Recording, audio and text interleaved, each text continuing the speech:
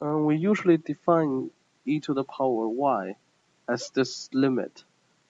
So it's basically a limit of 1 plus y over n to the power n. And that's how we define this function exponential of y.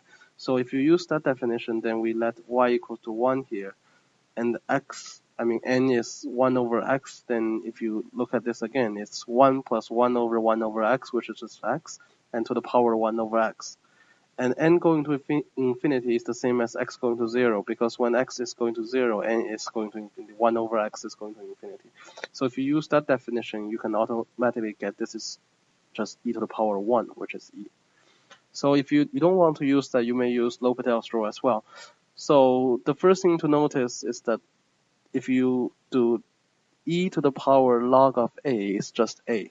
So you do e to the power of log of this thing, it's just this thing itself. So that will be why this and these two are equal to each other. And you could place e here, or you could take it on top of e, because exponentiation is a continuous function, so that's why you can take the limit on the top. And another observation you want to make is log of a to the power b is just equal to b log a. So if we apply this formula to this expression here, what we get is just this log of 1 plus x over x.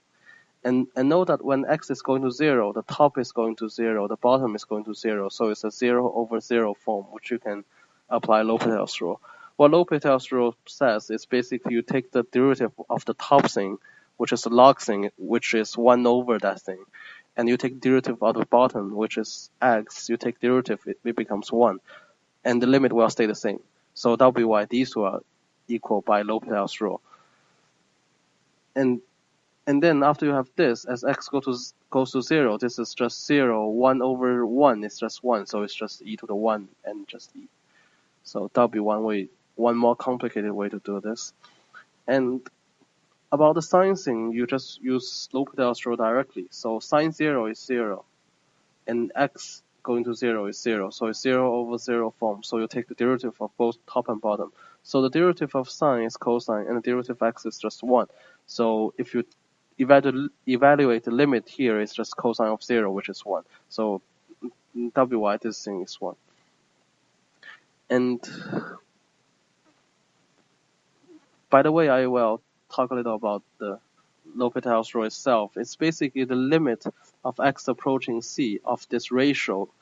It's equal to the limit if we take the derivative on top and the derivative on bottom. And this is true, remember, this is true only if both the top and bottom goes to 0, or both top and bottom goes to infinity. So if it's any of the other two combinations, then notice that if the top goes to 0 and the bottom goes to infinity, then 0 over infinity is obviously 0. 0 divided by something very large is still 0.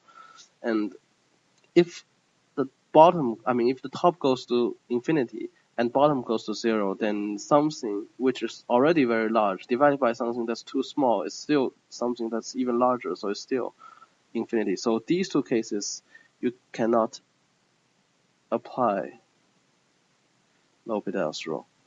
And if the top and bottom are something finite, it's very similar. So if f of c is some finite number c, then c over infinity is still 0. And if the top is some finite c, and I shouldn't use c, but anyways, if it's some finite constant c, then c over 0 is still plus or minus infinity. So any of other combinations, either finite or infinite or 0, you should not use L'Hopital's rule because you can compute it directly. So the only case where you cannot compute directly is both top and bottom is 0, or both top and bottom is infinity. That's when you cannot actually do anything, and that is precisely when you can use L'Hopital's rule.